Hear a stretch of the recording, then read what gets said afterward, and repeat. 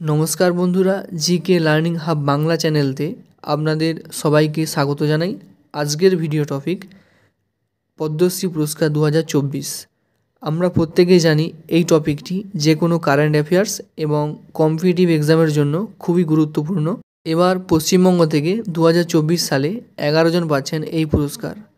সেই তালিকায় রয়েছে শিল্প সংস্কৃতি থেকে শুরু করে বিজ্ঞান, সমাজসেবা সহ বিভিন্ন ক্ষেত্রের মানুষরা। এই ভিডিওর মাধ্যমে আমরা জানব কারা কারা কী জন্য এই পুরস্কারটি পাচ্ছেন। তো শুরু করা যাক আজকের ভিডিও। এই তালিকায় প্রথমজন যিনি রয়েছেন তাকদিরা বেগম। শিল্পে পদ্মশ্রী পাচ্ছেন তাকদিরা বেগম। তার কাঁথা কাজ ভারতবন্দিত। বাংলা তথা গোটা ভারতে এই সাবেকি সূচি শিল্প নতুন প্রাণ পেয়েছে এই শিল্পীর হাত ধরে। এরপর যিনি রয়েছেন সনাতন রুদ্র পাল। এবার পদ্মশ্রী পাবেন জনপ্রিয় শিল্পী সনাতন রুদ্র পাল। কুমোরটুলিতে 5 দশকেরও বেশি সময় ধরে কাজ করে চলেছেন তিনি। এরপর যিনি রয়েছেন দুখু মাঝি। সামাজিক কাজের জন্য এবার পদ্মশ্রী সম্মানে পুরস্কৃত হচ্ছেন পুরুলিয়ার দুখু মাঝি। তিনি 15 বছর থেকে গাছ লাগিয়ে চলেছেন। 80 বছরের এই দুখু মাঝি বনরক্ষণ ও গাছ লাগানোর সুবাদে বন দপ্তর সহ বিভিন্ন জায়গা থেকে পেয়েছেন একাধিক পুরস্কার। এরপর যিনি রয়েছেন নেপাল চন্দ্র সূত্রধার। ছৌ নাচের মুখোশ শিল্পী নেপাল চন্দ্র সূত্রধার পাচ্ছেন মরণোত্তর পদ্মশ্রী সম্মান। পুরুলিয়া গ্রামে তার নাম সকলেই জানে। তার হাতের ছৌ নাচের মুখোশ ভারত প্রসিদ্ধ।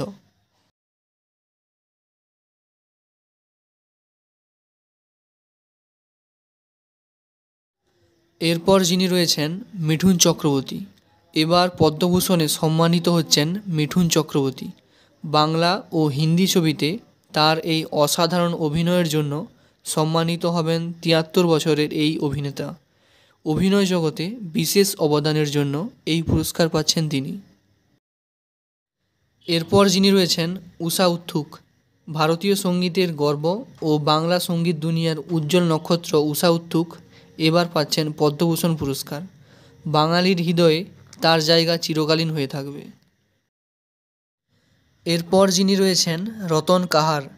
এবার লোকসঙ্গীতে বিশেষ অবদানের জন্য পদ্মশ্রী পুরস্কার পাচ্ছেন রতন কাহার।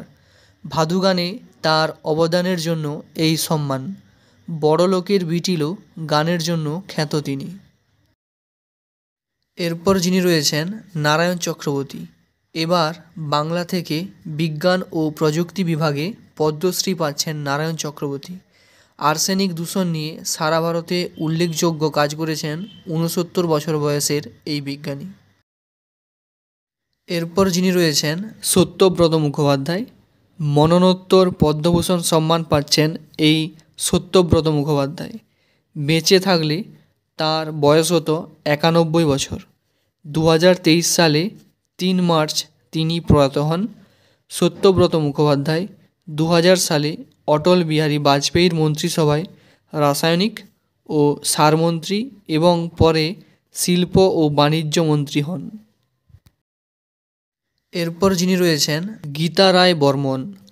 এবার পদ্মশ্রী পাচ্ছেন বিশিষ্ট রাজবংশী শিল্পী গীতা রায় বর্মন। 25 বছর ধরে সঙ্গীত জগৎকে সমৃদ্ধ করেছেন তিনি। এই তালিকার শেষজন যিনি রয়েছেন একলব্য শর্মা। বাংলা থেকে বিজ্ঞান ও প্রযুক্তি বিভাগে পদ্মশ্রী পাচ্ছেন একলব্য শর্মা। হিন্দুকুশ হিমালয় অঞ্চলে কাজ করে চলেছেন এই পরিবেশবিদ।